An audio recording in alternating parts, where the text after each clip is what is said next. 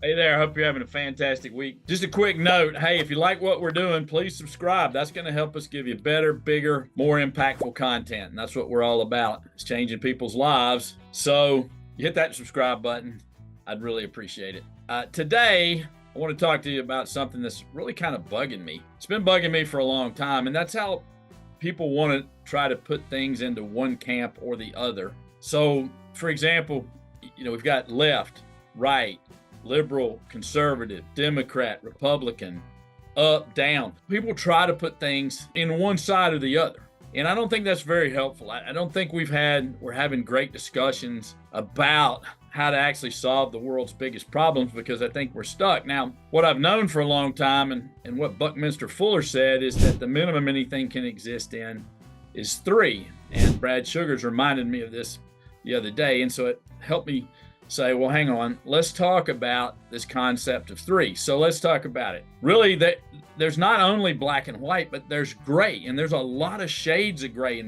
So on a continuum, there might be black, white, but there's a lot of gray in the middle. On a continuum, there might be liberal, conservative, but there's a lot of moderate shades in the middle. So, people try to be right, wrong. Well, there's things in the middle. There's a lot of gray areas in the world. So I think if we're going to solve the world's greatest problems, we can't just be on one side or the other. We have to be able to have a discussion. And I was listening to a podcast the other day, and what the guy said was super interesting, in that if you're on the left or you're on the right, in other words, it doesn't really matter what the issue is or what the argument is about or what the discussion is about. But if you're one of those people that are on the far side of any issue, then you're likely going to get up every single morning with that issue on your mind. So maybe there's 5% on one side of the issue and 5% on the other. It doesn't really matter what the issue is.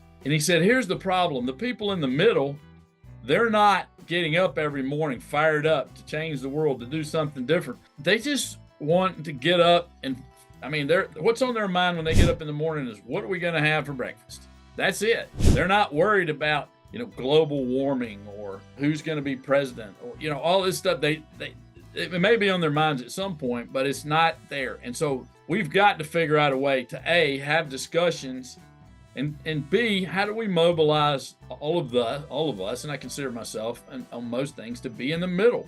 How do we mobilize those things? So what I'm going to suggest is a couple of things. Number one, if there's something that you're the least bit interested in, read up on it, start studying it, start figuring it out, and start what I'd call substantive discussions. A lot of times what I hear on the left and the right are various things that are just grandstanding in a lot of ways. Sometimes they don't even make sense.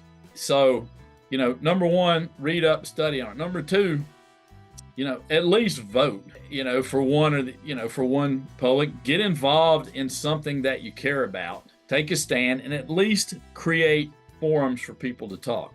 Now, what we do in business is we get people together in a room once a month and we talk about issues in business and how to help them move their business forward.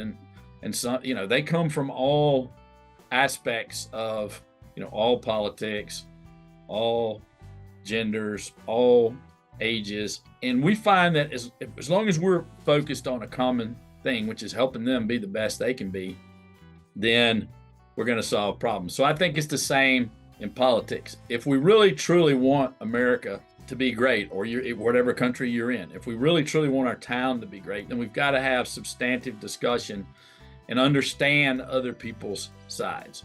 So those are my suggestions for it. It's just an interesting thing.